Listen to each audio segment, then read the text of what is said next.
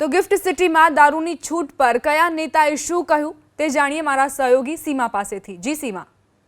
દીપા, અત્યારે જે રીતે ટોક ઓફ ધ ટાઉન આ મુદ્દો બન્યો છે, સમગ્ર ગુજરાતમાં આ જ મુદ્દો ચર્ચામાં બન્યો છે। શંકરસિંહ વાઘેલા પૂર્વ મુખ્યમંત્રી છે, તેમણે કહ્યું 2 નંબરમાં ખરાબ દારૂ પીવાય, તેના કરતાં ક્વોલિટીવાળો દારૂ પીવો સારું। જે નેતાઓની અલગ અલગ પ્રતિક્રિયા આવી છે, આપણે તેની વાત કરી રહ્યા છે। શક્તિસિંહ ગોહિલ પ્રદેશ પ્રમુખ છે કોંગ્રેસના, તેમણે કહ્યું કે પાછલા બારણે દારૂબંધી દૂર કરવાનો નિર્ણય ઘાતક સાબિત થઈ શકે છે। રાઘવજી પટેલ કૃષિ મંત્રી, ગિફ્ટ સિટીની જરૂરિયાતોને લઈને આ નિર્ણય લેવામાં આવ્યો છે તેવું કૃષિ મંત્રીનું નિવેદન પણ સામે આવ્યું છે। દારૂની છૂટ પર રાજનીતિનું જે ચીયર્સ છે, રાજનેતાઓનું જે પ્રતિક્રિયા છે તેની વાત કરી રહ્યા છે। અમિત ચાવડા વિધાનસભામાં કોંગ્રેસના નેતા છે, તેમણે કહ્યું કે ગિફ્ટ સિટીમાં દારૂની છૂટ ગુજરાતનું અપમાન છે।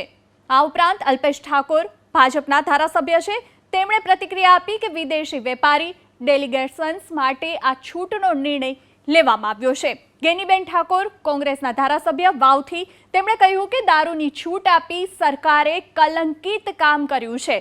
અલગ અલગ નેતાઓની અલગ અલગ પ્રતિક્રિયાઓ સામે આવી રહી છે। ઉમેશ મકવાણા આમ આદમી પાર્ટીના ધારાસભ્ય છે, તેમણે કહ્યું કે સરકારનો નિર્ણય કલંકિત કરનારો, ગુજરાતની અસ્મિતાનું ખંડન કરનારો છે।